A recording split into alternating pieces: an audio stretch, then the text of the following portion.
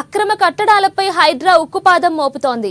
ఇప్పటికే ప్రభుత్వ భూముల్లో నిర్మించిన అక్రమ కట్టడాలను నేలమట్టం చేస్తున్నారు. హైడ్రా ఆదేశాల మేరకు అక్రమార్కుల చెర నుంచి విలువైన భూములను రెవెన్యూ అధికారులు స్వాధీనం చేసుకుంటున్నారు. ఇక నగర శివారులో వాసవి అర్బన్ రియల్ ఎస్టేట్ సంస్థ చెరువును కబ్జా చేస్తూ దర్జాగా అక్రమ బిల్డింగ్లను నిర్మిస్తున్నట్లు సమాచారం హైకోర్టుకు చేరింది.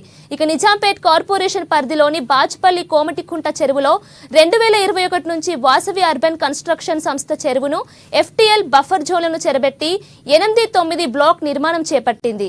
ఇక రియల్ వ్యాపారంతో ధన దాహాన్ని తీర్చుకుంటున్న వాసవి అర్బన్ సంస్థపై గత కొన్నేళ్లుగా ఎన్నో ఫిర్యాదులు ఆరోపణలు వస్తున్నాయి. ఇక చెరువును కబలిస్తూ దర్జాగా ప్రజా వనరులను లూటీ చేస్తున్నప్పటికీ అధికార వ్యవస్థలో ఉలుకు పలుకు లేకుండా పోయింది.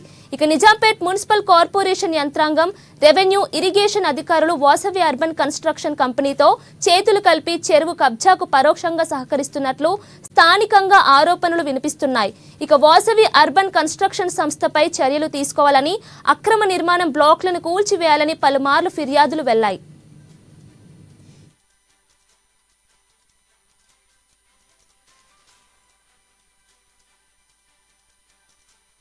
ఇక ఇరిగేషన్ అధికారులు సోమవారం దుండిగల్, బాచ్పల్లి మండలాల్లోని చెరువులు, నాలాలను పరిశీలించారు. దుండిగల్ మండలంలోని మల్లంపేట్ కత్వా చెరువులోకి వచ్చే ప్రధానమైన నాలాకు అడ్డుగా నిర్మించిన గోడను హైడ్రా ఏఈ సార నేతృత్వంలోని బృందం తొలగించింది. ఇక దీంతో నాలా నుంచి వచ్చే నీరు చెరువులోకి వెళ్లేందుకు మార్గం ఏర్పడింది. చెరువులో ఓ కన్స్ట్రక్షన్ కంపెనీ కట్టిన అక్రమ నిర్మాణాలను అధికారులు పరిశీలించారు.